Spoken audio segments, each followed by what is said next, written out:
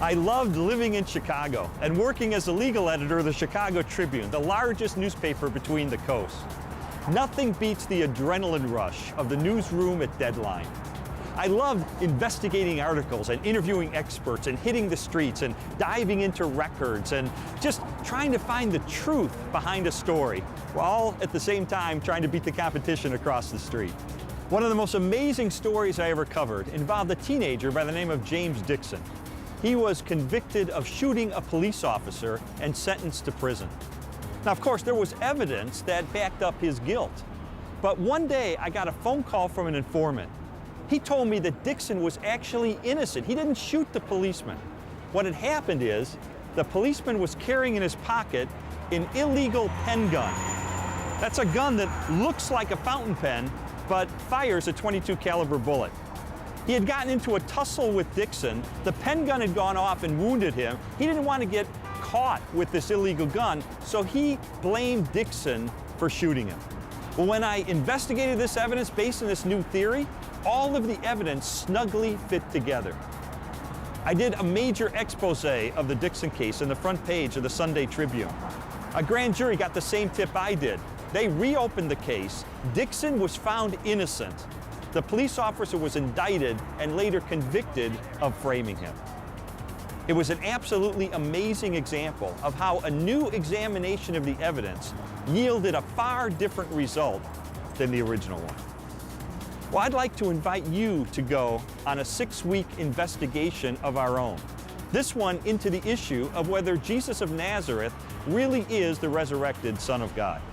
Now, you may have opinions about where you think the evidence is pointing. But what happens if you were to freshly re-examine the evidence with an open mind? I remember when I first did that myself as an atheist, I was absolutely blown away by what I found. It is not an exaggeration to say that my life was changed 180 degrees. So as we begin this investigation, let me ask you, where are you at on your own spiritual journey? As you can see by these interviews we did with some folks in the street, people have all sorts of opinions about where the spiritual evidence points.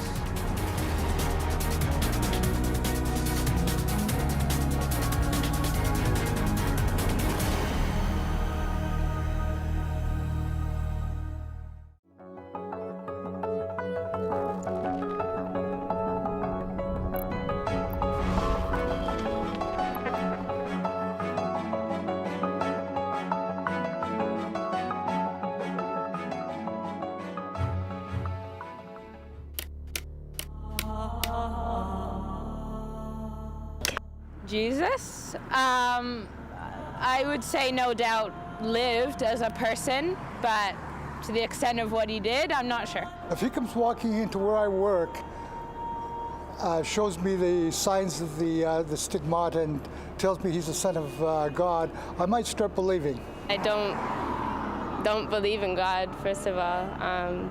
Maybe because I grew up in like an age of science. I have a lot of different thoughts and theories on Jesus, but I don't think coming back from the dead is really possible. I believe Jesus was a real person. I believe he did live. I guess there are some exaggerations in the Bible, I'd have to say. I don't believe we'll ever know if Jesus was really what everyone thinks he is. I think it's a lot of folklore. I think it's a lot of historical misrepresentations. I think it's a lot of wishful thinking. But I don't think we know, and I don't think we'll ever know, and I don't think there's any way to prove what has been claimed about Jesus for all these years.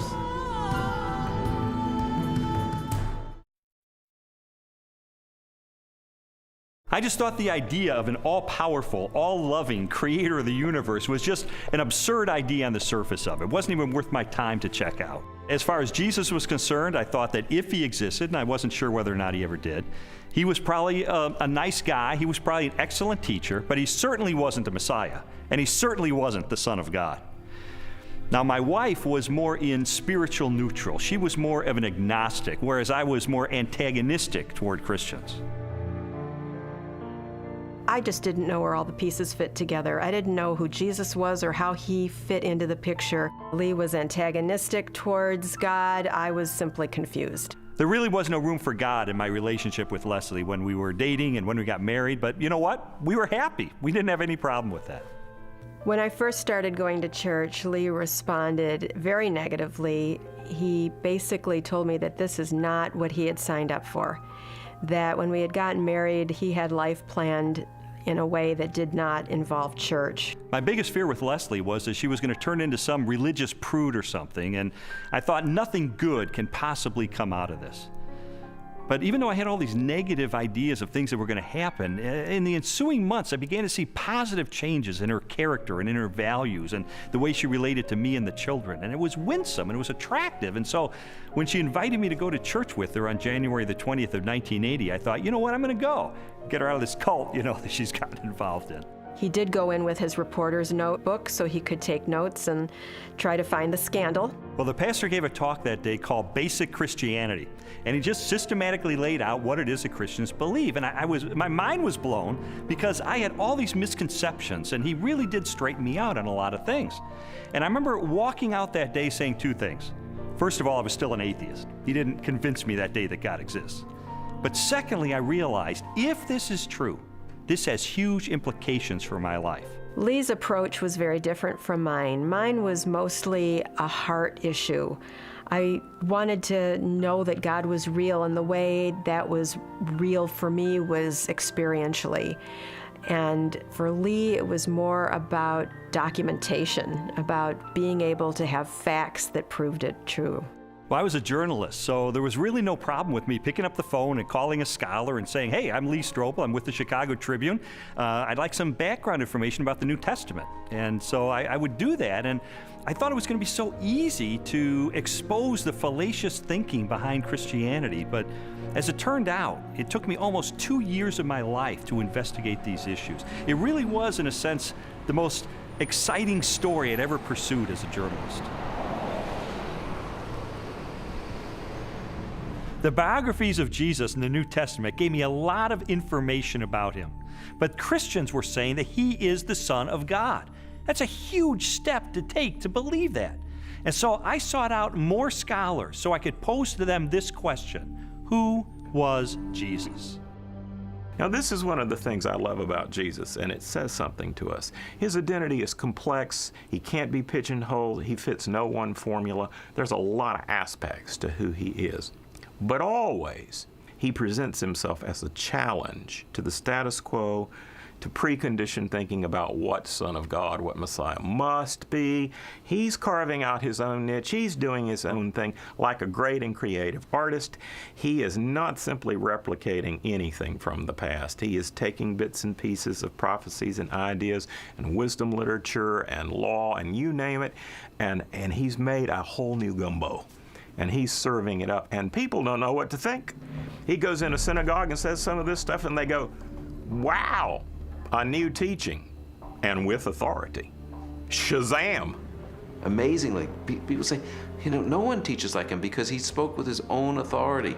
Our sages, our rabbis, always taught that you have to teach in the name of someone else. Rabbi so-and-so says in the name of Rabbi so-and-so. That's the way rabbis were taught to teach.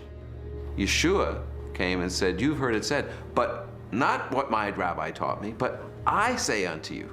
And he would clarify, even overrule in some ways, the Old Testament law. Well, this law was given by God himself, for Jesus to say, I am the authoritative interpreter of the law. I am the one who has come to fulfill the law. That's an extraordinary claim, a claim to essentially the authority of God. The Spirit of the Sovereign Lord is on me, because the Lord has anointed me to preach good news to the poor. He has sent me to bind up the brokenhearted, to proclaim freedom to the captives. Isaiah 61:1.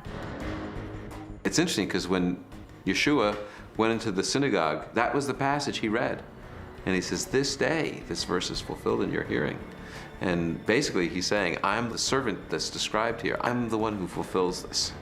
Philip comes to Jesus and asks him to show us the Father, and Jesus says, the one who has seen me has seen the Father. Jesus clearly presents himself as the self-revelation of God. Those who meet Jesus are, in fact, meeting God. When Jesus is brought before Caiaphas, the high priest, and some of the Sanhedrin members that have gathered the evening that Jesus is arrested, They're trying to find incriminating evidence, they're trying to find incriminating testimony, and they're not doing real well. And finally, the high priest asked Jesus directly, "Tell us plainly, are you the Messiah, the Son of God?" And Jesus says, "I am. And you will see the Son of Man seated at the right hand, coming with the clouds of heaven."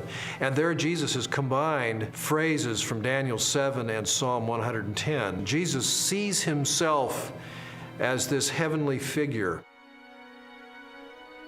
More than 80 times in the New Testament Gospels, Jesus is identified as the Son of Man. While the human connotations of the phrase are obvious, a broader interpretation is found in an Old Testament scripture written by the Jewish prophet Daniel. In my vision at night I looked, and there before me was one like a son of man, coming with the clouds of heaven. He approached the Ancient of Days and was led into his presence. Daniel 7:13. Many Christians and non-Christians alike hear the phrase Son of Man, they think Son of God refers to his deity and Son of Man refers to his humanity. That's in part true, but in fact Son of Man has a much greater significance than that as well. The title Son of Man, Jesus draws that title from Daniel chapter 7, where a glorious messianic figure comes before the Ancient of Days, a reference to God, and he is given all glory and power and majesty. That portrait of this glorious Messiah is the one that Jesus identifies himself with. He is the Son of Man. So Son of Man doesn't just mean a human being. His dominion is an everlasting dominion that will not pass away, and his kingdom is one that will never be destroyed. Daniel 7:14. Actually, the phrase Son of Man refers to his humanness and his more than humanness. Because no human being can rule forever unless he's a forever person in some kind of way.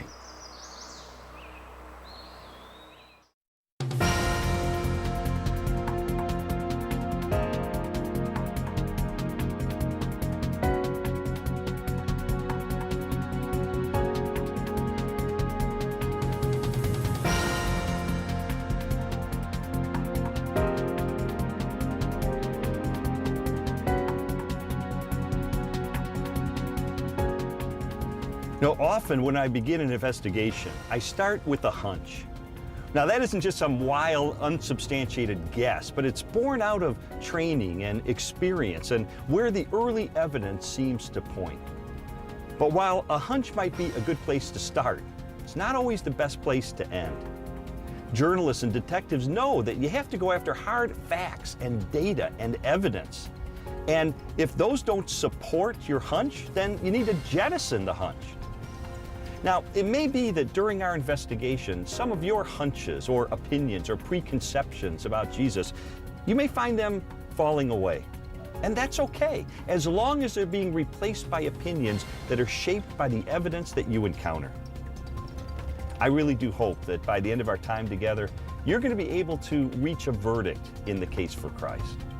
In the meantime, where would you say that the arrow of the evidence is currently pointing? Toward or away from Jesus being the Son of God?